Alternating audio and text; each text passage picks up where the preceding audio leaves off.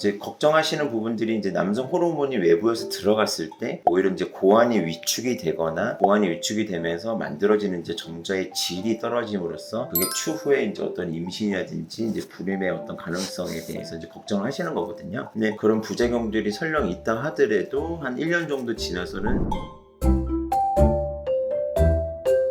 남성 호르몬을 잘 유지하시는 게 중요한 이유가 우선은 40대 남자분들 같은 경우에 기본적으로 발기력도 좀 떨어져 있고 성욕도 좀 떨어져 있고 좀 처져 있는 경우들이 있거든요. 그래서 그런 남성 호르몬 자체가 이제 음경의 어떤 팽창도라든지 골반 혈류에도 이제 증가를 시켜줄 수가 있고 당연히 어떤 성욕도 증가를 시켜줘서 중요한 남성의 활력과 이제 어떤 삶의 질을 이제 유지를 시켜줄 수가 있게 되고 그런 건강한 생활을 유지를 해야 선순환이 돌 수가 있어요. 무슨 얘기냐면 내가 발기력이 떨어져서 어떤 뭐 비아그라라든지 뭐 시알리스 같은 그런 발기분제를 이제 먹게 되는 경우에도 그 효과를 봐야 되는 거거든요. 그 효과를 보려면 남성 호르몬 자체가 상당히 중요하게 이제 작용을 하게 되고 그런 약을 먹음으로써라도 이제 내가 발기력 향상을 시켜서 건강한 성생활을 유지하는 게 이제 내 삶의 질을 향상시켜주고 여러 가지 활력에 도움이 이제 될 수 있게 되고요. 또 남성 호르몬 자체는 이제 어떤 근육량과 근력에도 상당히 중요하기 때문에 이제 중년 남성들에서 어떤 체력과 이제 운동 능력에서도 상당히 중요하게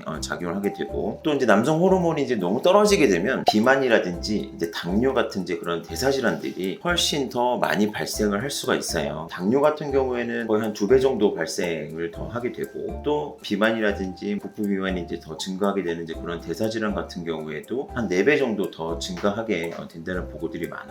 대사질환이 있으신 분들이 또 성성 기능 저하증으로도 이행이 되는 경우들이 또 있거든요. 한 40% 정도 됩니다. 그래서 오히려 비만, 당뇨 같은 대사질환들이 있을 때 남성 호르몬을 보충해 줌으로써 치료 효과를 높일 수 있는 부분들도 있게 됩니다. 우선 한 4가지 정도 말씀을 드릴 수 있는데요. 첫 번째는 너무 갑자기 혈당을 너무 이제 증가시켜주는 그런 음식들이 있어요. 그래서 그런 당과 음식을 피해 주시는 게 좋고요. 기본적으로 예로 이제 어떤 정제된 설탕이라든지 뭐 인스턴트라든지 이제 그런 식품들이 이제 포함이 될 것 같고요. 두 번째는 잠을 충분히 주무셔야 돼요. 한 6시간에서 7시간 정도는 수면을 잘 유지를 하셔야 이제 남성 호르몬을 유지하는 데 도움이 될 것 같고요. 남성 호르몬은 일상생활과도 연관성이 아주 많기 때문에 금주라든지 금연, 그 다음에 체중 조절 이런 것도 상당히 이제 중요하게 됩니다. 그래서 좀 우리가 남성 호르몬을 유지를 하기 위해서는 기본적으로 또 운동도 상당히 중요한데요. 그런 운동들은 이제 뭐 허벅지라든지 엉덩이라든지 이제 그런 대근육 위주의 근력 운동을 같이 해주시는 게 남성 호르몬 유지에 도움이 많이 되겠습니다.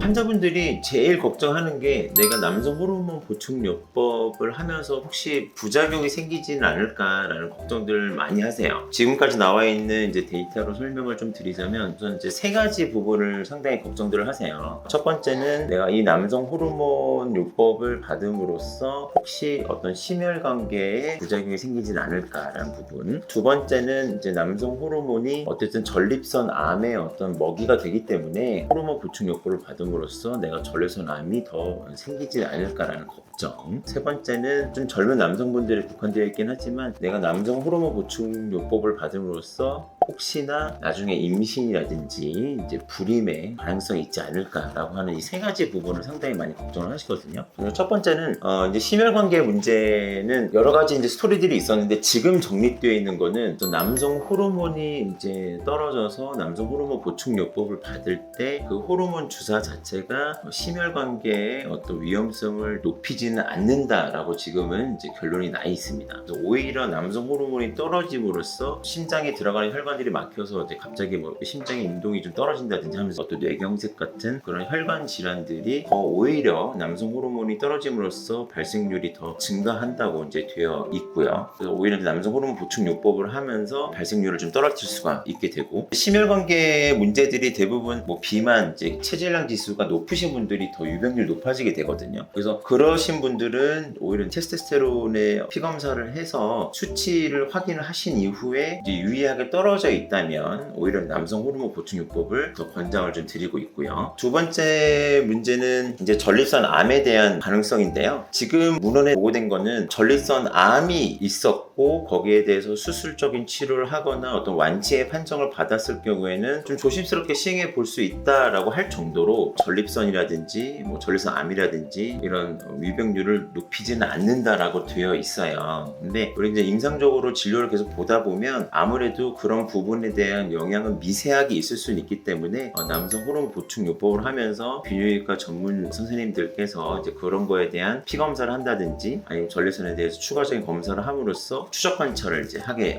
되고요. 마지막 불임이나 이제 임신 가능성에 대한 그런 부작용을 가끔은 이제 30대 분들도 남성 호르몬이 나이에 비해서 많이 떨어져 있는 경우와 증상들이 같이 있는 경우들이 있어요. 뭐 성형감퇴라든지 뭐 이제 무기력증이 같이 있는 경우들이 있거든요. 근데 그런 경우가 점점 사실 늘어나고 있고, 그래서 그러신 분들 같은 경우에는 이제 상담을 할 때는 남성 호르몬 보충요법을 해볼 수는 있다라고 이제 저희가 진료를 봐드리고 있고, 이제 걱정하시는 부분들이 이제 남성 호르몬이 외부에서 들어갔을 때 오히려 이제 고환이 위축이 되거나 고환이 위축이 되면서 만들어지는 이제 정자의 질이 떨어짐으로써 그게 추후에 이제 어떤 임신이라든지 이제 불임의 어떤 가능성에 대해서 이제 걱정을 하시는 거거든요. 근데 문헌상 보면 우리가 남성 호르몬 보충 요법을 하더라도 그런 부작용들이 설령 있다 하더라도 한 1년 정도 지나서는 또 다시 회복이 되는 경우들이 많이 이제 보고되고 있어요. 그래서 물론 무조건 시행하진 않지만 증상이 저명하고 또 거기에 따라서 남성 호르몬도 많이 떨어져 있는 이제 젊은 남성분들도 조심스럽게 시행을 해볼 수가 있겠습니다.